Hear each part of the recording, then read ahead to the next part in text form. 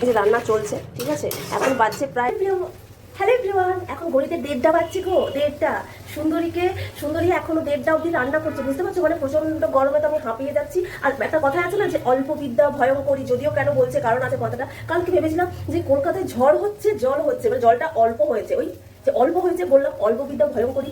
সেই অল্প জলের যা প্রচন্ড পরিমাণে গরম, পুরো ভেপে যাচ্ছিলাম। তো ঘুমাইনি সেই জন্য। যতদিন গরম পড়েছে রাত্রেবেলা ঘুমানো আমি ছেড়ে দিয়েছি। আমি হচ্ছে পেঁচা হয়ে গেছি, হ্যাঁ। তো রাত্রেবেলা এদিক ওদিক ঘুরে বেড়াই, দাঁড়া আমার তরকারিটা না হলে ঘুরে যাবে। তো হচ্ছে যে এইরকম অবস্থা, ঘুমোই আমি 5টার দিকে ঘুমোতে যাই, 11টা 12টা অব্দি ঘুমোই, তারপর উঠে রান্না করছি। সেই রান্না করতে খুব দেরি হয়ে যায়। তো সেই জন্য আমাকে এখন গরম লেগে গেছে সুন্দরীকে। এখন শরবত খেতে ইচ্ছে করছে। আর দেখো শরবত খেতে ইচ্ছে করছে। আর এটা কিসের শরবত জানো? মানে কি পরিমাণে গরম পড়েছে ভাবো। কালকে আমি 2 প্যাকেট দুধ নিয়ে এসেছিলাম। দুধটাও কেটে গেছে। দুধ কেটে ছানাটা বার করে নিয়েছি, ছানার জলটা রয়েছে, সেটা ফেলে দেবো বলো? পয়সা দিয়ে তো কিনেছি। আর যতই বড় আমাকে কিপটে কঞ্জুস যাই বলুক, আমি তো কোনো কিছুতেই মানবো না। তুই কঞ্জুসি বলো যাই বলো। আর ছানার জল খাওয়া খুব উপকার, জানো তো। আর আমি একটু এই সাইডে এটা একটু ইগনোর করো, ঠিক আছে। একটু তরকারি চাটতে গিয়ে ওর পড়ে গেছে আর কি মশলাটা। আর একটু না চাকলে নুন না ঠিক হলে কি হবে বলো তো?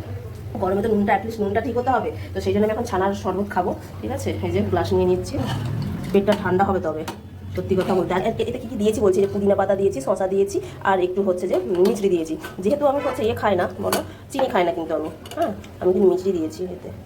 চলো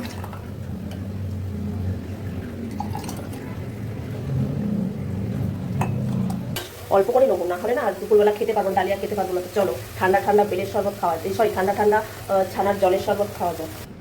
উপরে থাকা আমি এটা শরবতটা খেয়ে নিই, ঠিক আছে। তারপরে ওগুলো গোছ করবো, কারণ শরবতটাকে অল্প করে নিচ্ছি, কেননা দুপুরে খাবার খেতে হবে তো সেই জন্য। তো গরম থেকে একটু স্বস্তি পাওয়া, আহা,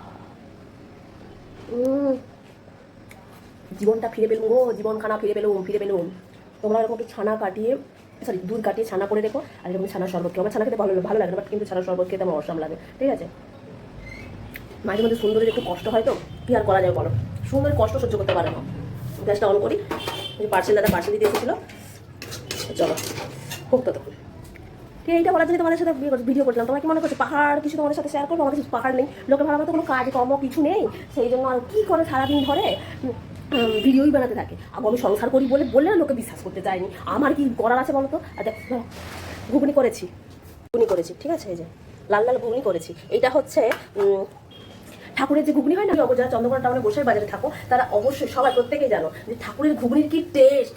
মানে তেলতেলা ঘুগনিটা হবে, তেলতেলা জলের মতো, মানে সার চলে যাবে, আলো আর বড় সার চলে যাবে, ঠিক আছে। কিন্তু সেই লাগে, সেই টেস্ট। যারা এই ভিডিওটা দেখছো না, তারা কারা ঠাকুরের ঘুগনি খেয়েছো প্লিজ কমেন্ট করে জানাবে।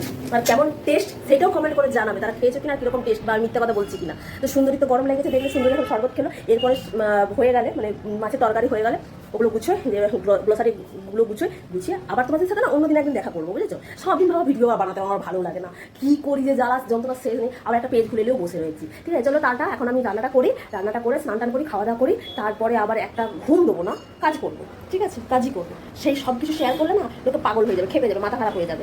না, লোকের মাথা খারাপ করতে চাইছি না, তোমার মানে আমার জন্য লোকের মাথা খারাপ হোক সেটা আমি চাইছি না। তো চলো টাটা, দেখা করছি নেক্সট একটা ভিডিওতে। কবে দেখা করছি বলতে পারছি না, ঠিক আছে। তো চলো, গরমের পচে পুরো আমার একদম নাজাহাল অবস্থা হয়েছে, নাজাহাল অবস্থা হয়ে যাচ্ছে। দাঁড়া।